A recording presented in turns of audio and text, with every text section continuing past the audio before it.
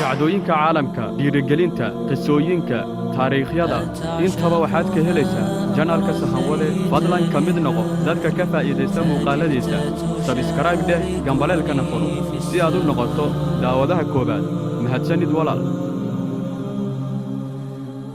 Assalaamu calaykum. Guulaystuhu waxbuu akhriyaa. runtii maanta halkan waxaan kuugu soo gudbinayaa mawduuc noloshaada wax badan ka bedeli doono. Dhiirigelintu waa shidaalka nafta bini'aadamka ah. haddii aadan haysanin qofku dhiirigeliya, runtii horay uma socon karti. markaad yar tahay oo aad da'da tobaneeyada jirto, haddii aysan waalidiintaada, hooyo iyo aabbaba aysan kugu dhiirigelin waxbarashada, oo aysan ku dhihin kac waryaa, bax iskuulka aad ama dugsiga, haddii xilligaas aadan waxba soo baran oo aadan arkin wax ku dhaha soco dugsiga aad ama iskoolka, waxaad ka dhacaysaa nolosha oo waxaad noqonaysaa qof umiya. marka koowaad, ilaahay ha inoo dhaafo waalidiinteenna dhammaantood. marka xigta, maanta mawduuceenna wuxuu ku saabsan yahay guulaystuhu waxbuu akhriyaa. akhriska waxaa lagu tiriyaa dariiqooyinka ugu muhiimsan ee cilmiga lagu helo. sidoo kale akhrisku waa shayga ugu muhiimsan ee ummad hormarin kara, una furi kara albaab cusub. waxaa la sheegaa in maktabaddii ugu horraysay ee faraacinadu ay sameeyeen inay albaabka maktabadda ku qoreen, halkani waa quudkii ruuxda iyo dawayntii caqliga. ahmiyadda iyo qiimaha uu akhrisku leeyahay waxaa markhaati ka ah in aayaddii ugu horraysay ee qur'aanka kariimka ah ee la soo dejiyey inay ahayd iqra' bismi rabbika aladii khalaq, oo haddii la macneeyo ah akhri magaca rabbigii ku abuurtay. nebi maxamedow, naxariis iyo nabadgelyo korkaaga ha ahaatee. waxaan aayaddan ka fahmaynaa in barashada ilaahay dariiqa loo mara ay tahay in wax la akhriyo.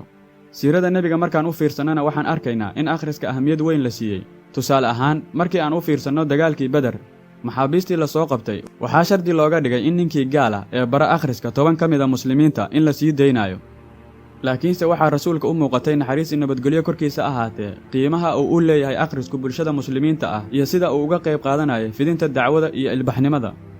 waxaa kale oo aan arkaynaa in saxaabiga akhriska iyo qorista yaqaan uu ka horreeyey saxaabada kale. taasna waxaa u daliila sayid binu taabit inuu mar walba rasuulka la joogay, saasna uu ku noqday qoraagii waxyiga. akhrisku wuxuu cimriga qofka ku darayaa cimri kale oo dheeraada. arrintaa waxaan ka qaadan karnaa in darajooyin sare iyo shahaadooyin sare oo la qaata keliya aysan cilmiga ka turjumayn, ee uu akhrisku albaabka cilmiga laga hela yahay. ruuxba ruuxa inta uu ka akhris badan yahayna wuu ka cilmi badan yahay. waxaan filayaa Thomas Anderson inaad maqasheen daahfuryada uu dunida ku soo kordhiyey ee tirada badnaa.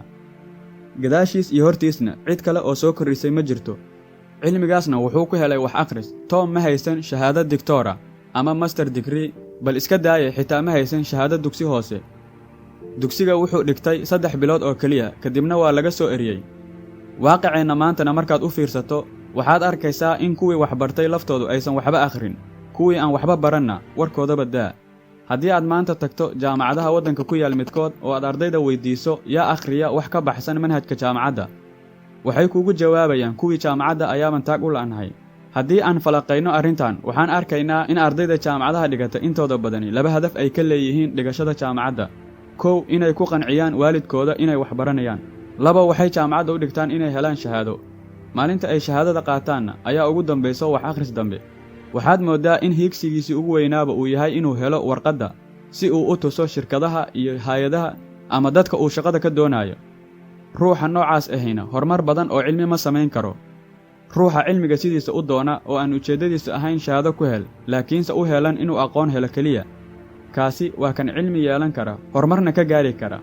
nin la yidhaahdo doctor Ibraahim Alfiqi ayaa buuggiisa 10 fure ee guusha ku sheegay. wuxuu yidhi sidaan: waxaan aaminsanahay inaan wax barto maalin walba oo aan cid kasta wax ka barto. ugu dambayn waxaan ogaaday in waxbarashadu aysan xuduud lahayn, oo ay tahay inaad wax barato ilaa inta aad ka dhimanayso. dadka Soomaalida ah intooda badan dhibaatada haysata ayaa waxay tahay umaba haystaan inay wax ka maqan yihiin. rumaynta noocaas oo kale ahna waa tan keenta in uusan qofku waxba akhrin.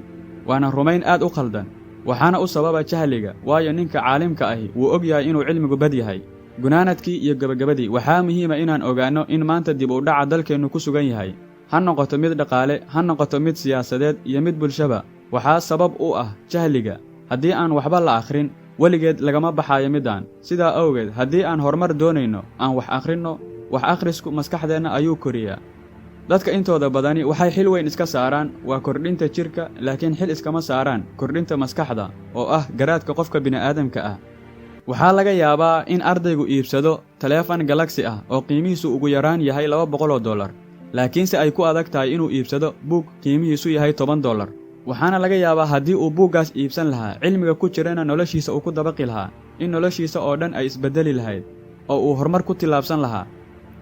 ma jiro buug dunida yaalla oo haddii aad akhriso aadan waxba ka faa'iidayn. waxaa laga yaabaa buug aad ka soo bixisay $5 inaad ka hesho fikrad aad ku samayso mashruuc faa'iidadiisu tahay malaayiin dollar. gebagabadii waxaan kugula talin lahaa walaal inaad u noolaato sidii boqorkii oo kale, noloshaadana ka saarto fikradaha negatifka ah si aad u dareento farxad. weligaana ha fiirinin qof kaa sarreeya, waayo farxad ma dareemaysi. fiiri kan kaa hooseeya, markaas ayaad arkaysaa Alle subxaana wa tacaala nimcada uu ku siiyey. waxaan kuu rajaynayaa inaad noqoto miday dadku ku daysadaan oo noloshiisa aakhiro iyo tii adduunyaba badbaadiyey. ugu dambayntii waxaan ku leeyahay guulaystuu waxbuu akhriyaa. waa walaalkiin Saki Cabdi Yaasiin.